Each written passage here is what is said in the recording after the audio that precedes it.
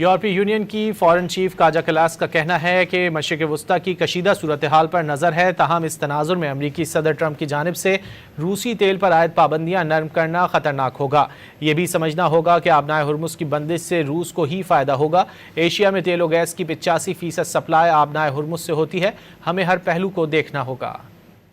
We first have to discuss what the member states are willing to do in the Strait of Hormuz. The needs to open the Strait of Hormuz are there. We see the easing of sanctions on oil on Russia by US is a dangerous precedent. Of course, the Strait of Hormuz being closed is also to the benefit of Russia.